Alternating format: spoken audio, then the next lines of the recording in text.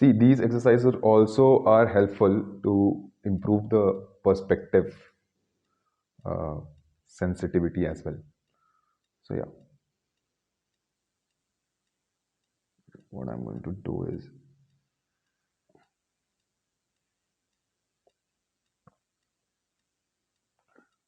I'm just separating the light from the dark areas, because what I'll do is I'll consider the light falling from here. Yeah. Okay. So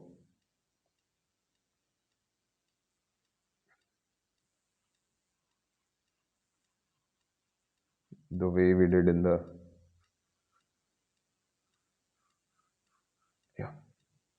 last video.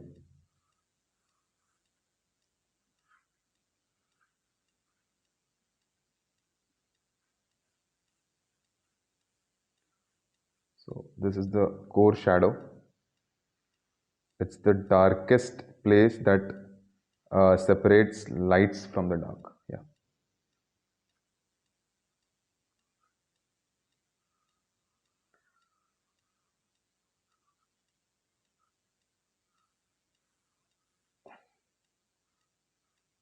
So once you have established the lights and the dark family, I mean this little charcoal can be picked up, I guess. See, this is why you shouldn't use a darkest shade. Even this I want to pick.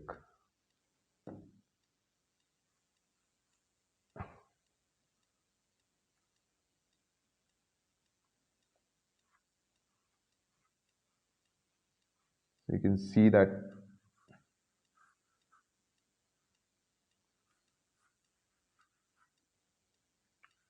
we have already distributed the lights from the dark. These areas are in the dark.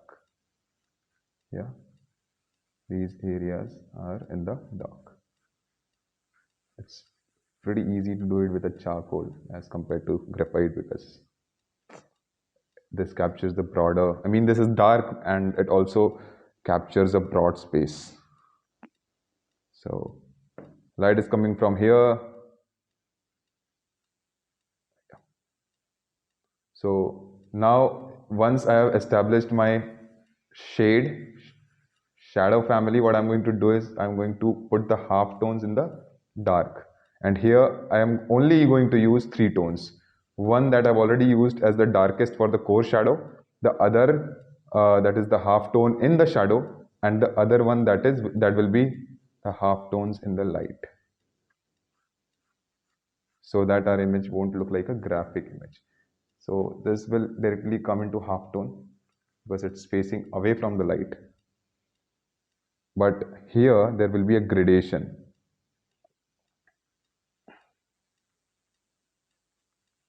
Here will be a gradation, basic gradation, which will become lighter and lighter and lighter and lighter, lighter and lighter and lighter and lighter, like this. Yeah.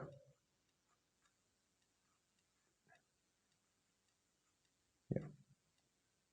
So these two tones are very similar. So I'm going to make my third tone a little bit darker, as dark as the face opposite to the side of the light in the cube. So here you see I'm defining the contours of the shapes that are separating. This will be the darkest area because it is not facing light at all. Okay. And this core shadow is the darkest. This is the darkest. And here also there will be a gradation because it is coming from the dark. Now here what I'm going to do is I'm going to put a little bit gradation so that the core shadow is visible.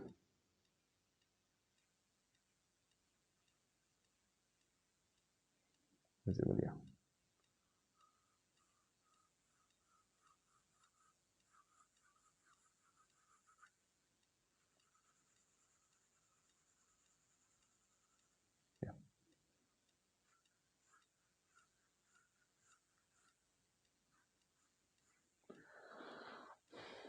So we'll also differentiate this edge because it needs to be done. And here it is looking more like a graphic, so I'm going to give it a little half tone in the light area. Yeah, that's it. You know what? If you do this much in your drawings, it's more than enough. And just to highlight my lights, and for this specific video, I'm going to put a shade in the background. And I make sure that all those strokes are in one direction. This makes your drawing neat. Yeah. So all these strokes are in one direction.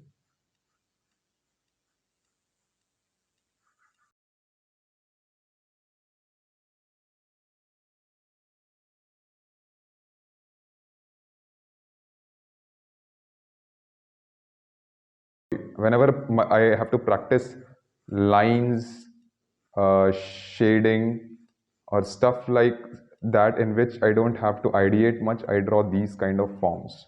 This improves spatial analysis. This improves form sensitivity. And if you frame it properly like this, you exactly see what you've come up with. Yeah. If you can just do this much. Yeah.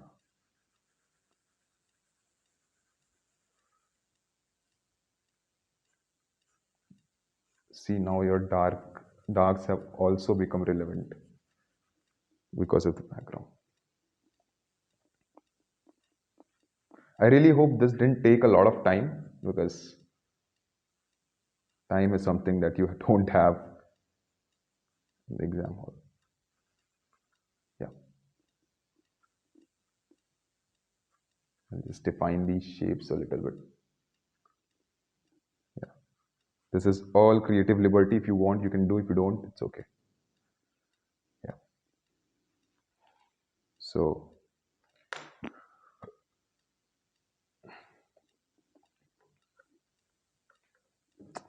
this is your basic shading. I'll do a shading on basic single object so that you understand what is the approach. Number one is tone separation, simple. So I'll be using 6B now, because yeah, charcoal is actually making my paper dirty. Yeah. Now 6B suddenly is looking so much lighter to me. Yeah. This is 6B. Okay, this is 6B. So what I'm going to do is I'm going to make a straight line here, and I'm going to darken it, darken it, darken it, darken it, because this is my core shadow. Now, with just simple unidirectional lines, I'm going to make my shadow family. Again, I'm taking the light from the same side. Okay, and the surface where the object is going to touch the ground will be dark, because that's where the shadow starts. So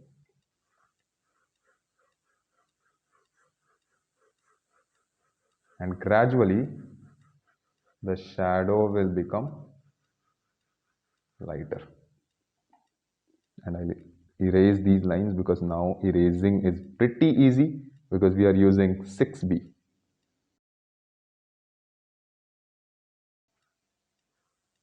So if I really focus on the details now, I can still manage to make the edges more dark. I'll make this even darker, the core shadow, and then gradually towards the lights. And you can see I'm just using lines. I'm not even using the edge of the tip the way I was using with the charcoal. Because charcoal tip is very broad, I can do that with that. Here I can't. Okay. And by the time I reach above, With very light hand, I'm going to reduce, and this is the place where the highlight will be. And just for the drawing sake, this happens only in comics, this happens only in illustration. What I can do is I can actually outline the highlight and it becomes more prominent.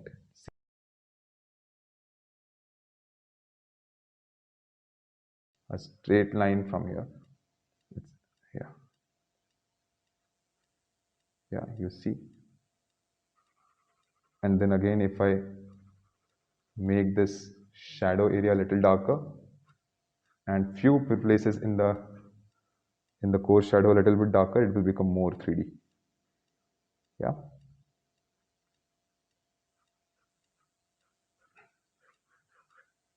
Yeah. But this should be only applied on product design questions because that they are really mechanical. Or the automobile. So let me define the shadow a little more properly. Yeah. See? Let's also draw a ball. This is the most easiest.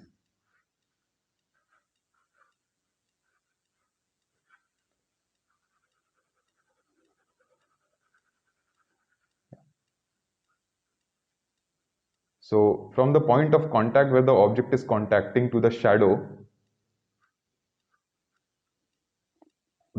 is darker from that area and then it gradually fades away. I mean, this is very much visual. So this is how it fades away.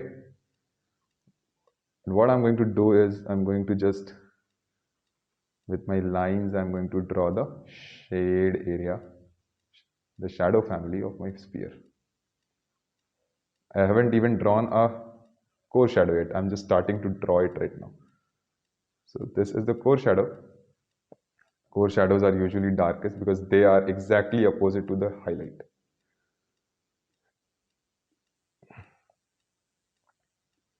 And this is so much graphic representation of reality, but even see how it works. And the science behind this is very simple. The core shadow is darker because the shadow area becomes more lighter because of the bounced light from the environment, which you won't see in planets or the heavenly bodies because there is nothing around them to reflect the light.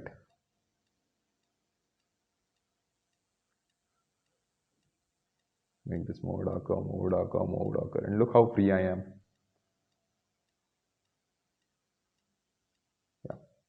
Yeah, yeah.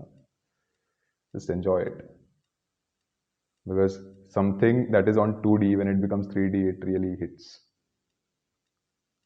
I think I'm crossing my time limit because yeah, and I'm actually making this a little more complicated because now I'm into hatching. I'm actually using lines.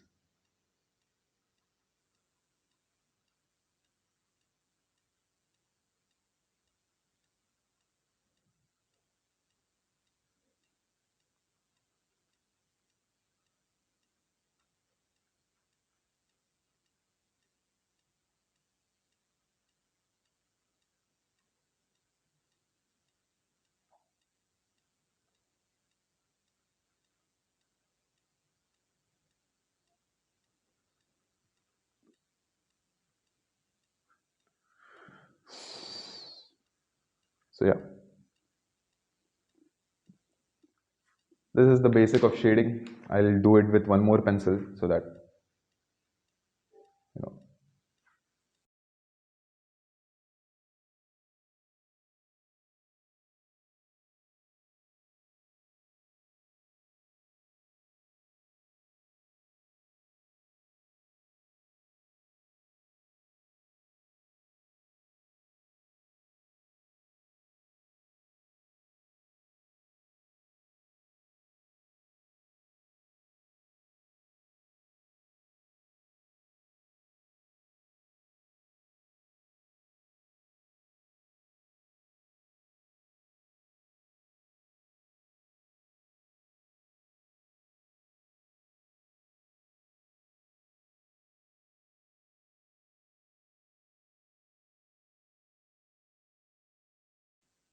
Yeah, it's a basic code.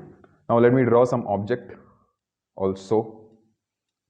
So what shall we draw? What shall we draw? Let's draw a vehicle.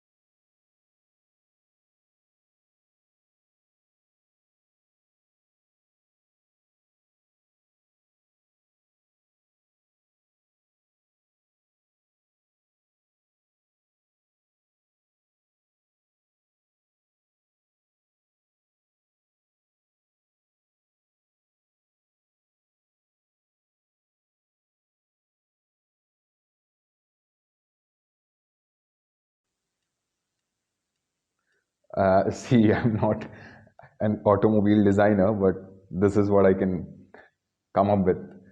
Yeah,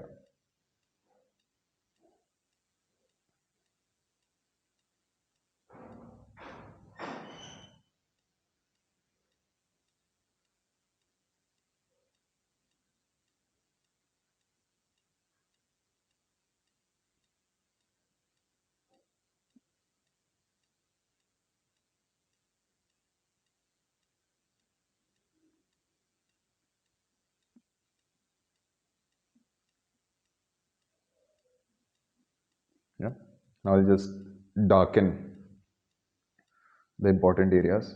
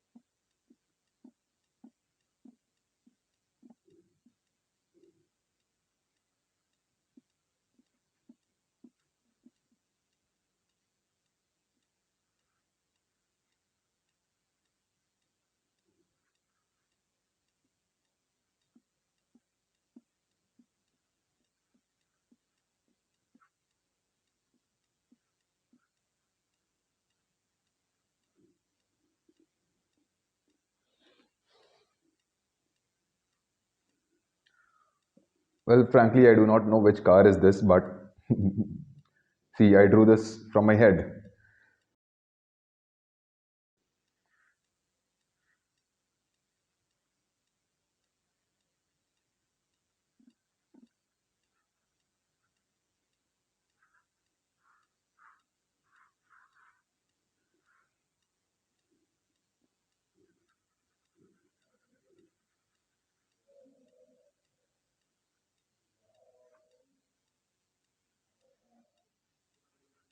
This whole area will be in shadow. So on that note, good luck for the exam. And if this video was helpful, mention in the comment section. Follow me on Instagram. Kerne is my Instagram ID. And join the drawing space. Share your work there. Thank you.